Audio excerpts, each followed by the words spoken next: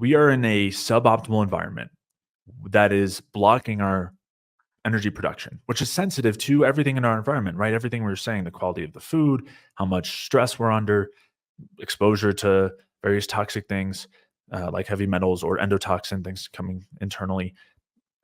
We're always sensing what's going on environmentally. And when our bodies are sensing this is not an energetically favorable environment and we can't effectively use the fuel that's coming in because of that, it is basically induces this state of insulin resistance in a way to protect itself to say, we need to conserve energy and fuel right now. We need to go toward more of the hibernation kind of scarcity state and store the fuel that's coming in as fat. Since this is a pretty suboptimal environment, we need to be able to survive in this. We need to be able to make sure that we're not going to run out of energy by using it on all of our kind of higher level functions. And so that's really the role of where insulin resistance comes in, which is why we see when we're doing a low carb diet or fasting or something like that, it induces a state of insulin resistance. And it's being induced just by the lack of carbohydrates in this case, because those are a signal of abundance, of a good energetically favorable environment.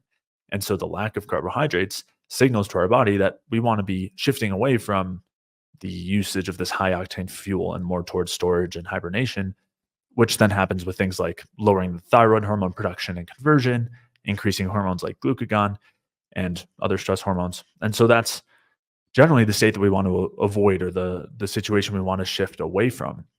And so when it comes to the question of, well, how do we fix these broken engines, right? These engines that are being blocked, the first thing we want to do is try to identify, in our case, what seem to be the most likely culprits. And if we're not eating a generally healthy diet, I mean, the simple thing is let's just shift toward a whole food diet. Let's make some basic changes lifestyle wise. Let's move a bit more. Let's reduce our stress. Let's get in the sun and things like that. But if we're already maybe a step ahead and wanting to look into more of the details, the first question would be, are we consuming a lot of polyunsaturated fats? Maybe we're avoiding the seed oils, but we're not aware of other major sources like nuts and seeds, which is where those oils come from. Those are very high in the polyunsaturated fats. Maybe we're eating high fat sources of chicken or pork, which are, depending on what they're eating, potentially very high sources of PUFA. If they're eating, which most of them are, seed oils and other feed like that, they're going to be very high in polyunsaturated fats. There are some sources that wait, Jay, I thought turkey and chicken were the low-fat diet meat. Yes, and they can be. I mean, chicken breast can be low fat, right? Like chicken, you can choose certain cuts that are low fat. But if you're eating the chicken thighs, which are much higher in fat, and they're being fed a lot of corn and soy oil, you're going to be eating those same types of fats. And with something like beef, it doesn't actually apply in the same way, because inside the cow, there's basically a conversion process where they end up saturating all of their fats. So even if they're fed a lot of the polyunsaturated fats, their fats still remain saturated. So while we want to get the best source of beef that we can as well, even if it's not grass-fed, if it's fully grain-fed, it'll still be very, very low in PUFA. So it's much less of a concern relative to pork or chicken, which is not the case. They don't actually increase the saturation of their fats. So you mentioned that when the body doesn't receive carbohydrates, it goes into survival mode because carbohydrate signals to the brain that you're in a state of abundance. Why would that not occur if you're taking in, I mean, say a carnivore diet, full of animal meat is full of nutrients. It should signal to the brain, I have abundance. But how is that different? So the physiological signal for abundance is ATP, right? How well are we producing ATP? And there are some kind of inborn aspects of our machinery that dictate that carbohydrates are more efficient when it comes to producing ATP and not producing a lot of ROS or reactive oxygen species. So it's great to have a lot of nutrients, but as an example, just if we consume a multivitamin, that is not enough to signal abundance to our bodies. Instead, they need to have enough fuel, which on one hand can just mean total calories, including both carbs and fats. But within that as well, we need to make sure we're getting enough carbs and something like enough protein and enough fat too. If we go too low in any of the macronutrients, it'll trigger a stress response to produce that macronutrient. So even if we eat too little fat, if our free fatty acids begin to drop too low, we activate the same stress systems to produce fat because we need fat, right? It's not only used as a fuel, but it's also kind of a structural component in our cells. We use it to produce hormones. And the same goes for carbohydrates. If we don't consume enough, then that'll trigger stress responses to produce carbohydrates, since a number of our tissues need them for producing energy and prefer them for producing energy. And there's some other, it is used as a precursor for certain other compounds as well in the brain and things like that.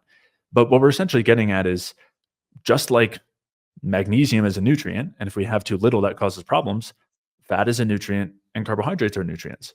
And if we don't get enough of those, it triggers a similar stress response that indicates that we are not in an environment that's providing enough of what we need. And when that happens, we need to compensate. And initially we compensate with stress, but over time, the more stress, the kind of lower we turn our metabolism down, the more we move towards scarcity as a protective mechanism. That makes sense. So the conundrum in mainstream would be, okay, so if you have insulin resistance, lower your carbs, go to a high fat diet, but that may not correct the situation. Can you explain how a high fat diet can actually worsen insulin resistance? Yeah, so one of the first things that happens when we stop consuming carbohydrates is our bodies shift over to using fat as fuel. And when they do that, they induce a form of insulin resistance. It's called physiological insulin resistance. And this involves a shift in hormones and a shift in basically like metabolic machinery. And in this state, we can't oxidize or burn carbohydrates well at all for fuel. And if anyone's on a low carb diet and they go and do a glucose tolerance test, they'll see this. They're gonna look like they have diabetes. And that's just because everything in their bodies are shifted toward utilizing fat as a fuel. Now, if they go ahead and eat some carbs for a little bit, and underlying they aren't in a pathological state, then that'll restore insulin sensitivity. And then they could take that test and not have such a negative result. So this is basically like a semi-temporary state that comes on when we don't consume carbohydrates. But it also comes at a cost, because as we shift toward that version of stress that we talked about, where we're constantly needing to produce carbohydrates and we don't have enough available for optimal energy provision, we induce the production of stress hormones. And initially, it's really high amounts of adrenaline and cortisol.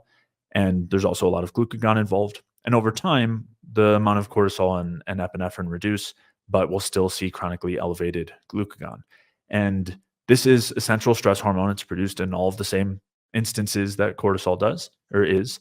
And is one of the things that keeps us in fat burning mode. It keeps our cells utilizing fats for fuel. It releases fats from our fat stores, and it induces insulin resistance. And we see this in people with insulin resistance, type 2 diabetes.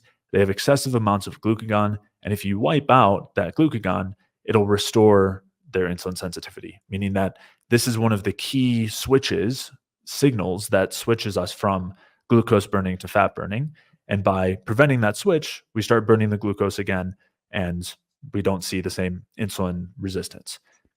In that case, we still haven't fixed the underlying problem, but we've at least allowed the cells to start taking up the glucose again, but they still aren't going to use it particularly efficiently. They'll still be mostly running just through glycolysis.